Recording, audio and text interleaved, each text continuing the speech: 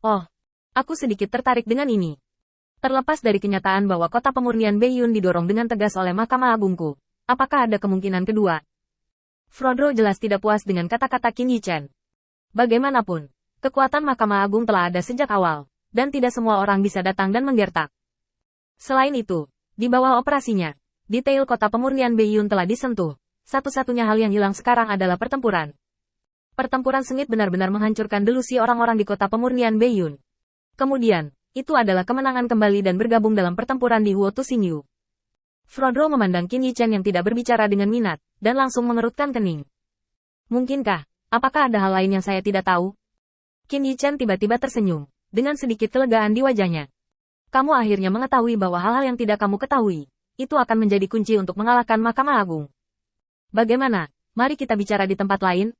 Frodro melirik Qin Yichen, lalu mengangkat kepalanya dan melihat ke kejauhan. Setelah berpikir sebentar, Frodro tahu apa tujuan perjalanan Qin Yichen, dan menunda waktunya. Tapi apakah dia punya cara untuk keluar sekarang? Tidak. Dalam kasus seseorang yang tidak dapat mengurus Mahkamah Agung beberapa kali, Frodro benar-benar tidak percaya diri untuk memastikan bahwa dia dapat menerobos blokade Qin Yichen. Dengan putus asa, Frodro memerintahkan, "Kamu pergi ke platform Dianjiang, dan aku akan mengobrol dengan Lord of Light di sini." Setelah mengatakan ini, Frodro sedikit tidak yakin apakah Qin Yichen akan menerima kondisi seperti itu.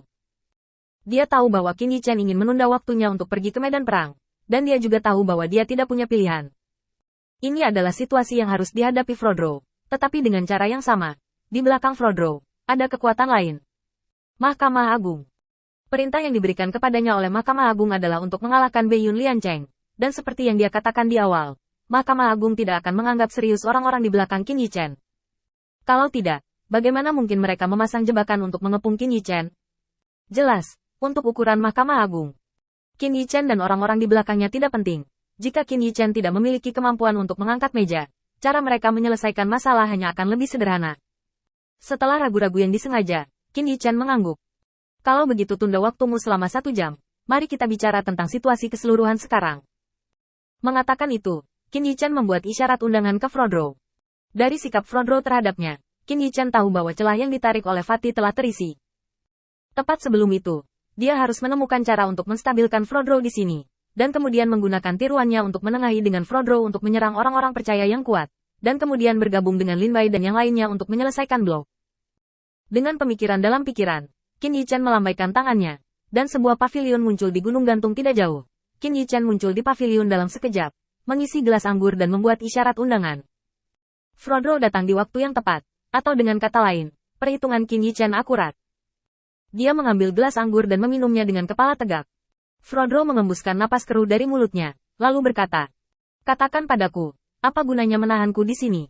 Begitu dia muncul, Frodro segera mengeluarkan jurus pamungkasnya. Selama Qin Yichen salah menjawab kalimat ini, dia bisa segera pergi. Adapun penipuan, itu layak sekarang, tetapi itu juga memberi Frodro pegangan. Dia dapat memiliki alasan yang cukup bagi Mahkamah Agung untuk campur tangan dan mengirim orang untuk berurusan dengan Athena. Sementara dia meluncurkan pengepungan dan penindasan kuil Tuhan dari cahaya. Ini adalah rencana sempurna yang dapat menempatkan Qin Yichen dalam dilema. Tetapi bagi Qin Yichen, masalah ini sebenarnya sangat sederhana untuk diselesaikan. Dia bisa berbohong sepenuhnya. Frodro masih meremehkan kekuatan tempur Athena. Tetapi jika Anda memikirkannya dengan hati-hati, seseorang dengan status bangsawan seperti Athena, sebagai salah satu dari 12 dewa utama, tidak akan seperti dia. Master Cahaya memiliki persimpangan. Mereka masih meremehkan Athena. Setelah memikirkannya, Qin Yichen terbatuk ringan. Ini hanya untuk membicarakan situasi saat ini. Lebih baik bagi saya untuk melihat apa yang harus saya pilih di masa depan. Tentu saja, Anda dapat memilih untuk tidak berbicara dengan saya. Ini semua terserah Anda. Inilah yang ditunggu Frodro, dan dia segera berdiri dan bersiap untuk menyelinap pergi. Bernegosiasi dengan Qin Yichen sama dengan bernegosiasi dengan orang besar di belakang Qin Yichen. Jelas, Frodro tidak ingin melakukan hal semacam ini yang menambah darah di ujung pisau. Qin Yichen tidak bermaksud mempermalukannya, dan berkata dengan santai. Sebenarnya, jangan berpikir terlalu rumit. Bagi saya, atau bagi Anda, ini sangat sederhana. Ini adalah peta. Ada sedikit dari semua medan di dekat platform. Anda juga dapat melihat dengan jelas. Orang-orang pergi, perlu. Yang digerogoti adalah tulang yang keras. Frodro, yang sudah berdiri, mendengar kata-kata Qin Yichen dan tidak bisa menahan diri untuk tidak duduk kembali. Melihat peta yang telah berubah menjadi sepotong lampu neon di atas meja, melihat kota kilang Beiyun, yang merupakan peta pertahanan. Lodro berhenti. Turun. Dia mengerutkan kening dan berpikir sejenak sebelum berkata, "Kalau begitu aku akan memberimu kesempatan untuk meyakinkanku. Jika kamu bisa meyakinkanku, aku bisa menerima kegagalan ini." Qin Yichan menghela napas lega saat melihat Frodro punya ide untuk berbicara dengannya. Angkat tangan Anda untuk menunjuk ke posisi platform titik. Poin ini didasarkan pada cara ruang. Di bawah tingkat dewa liar, Anda hanya dapat dibatasi pada aturan ini. Anda tidak punya pilihan lain selain menggunakan kehidupan manusia di sini, sampai kota kilang Beiyun tidak dapat menanggung kerugian dan mengakuinya. Mengalahkan. Sampai.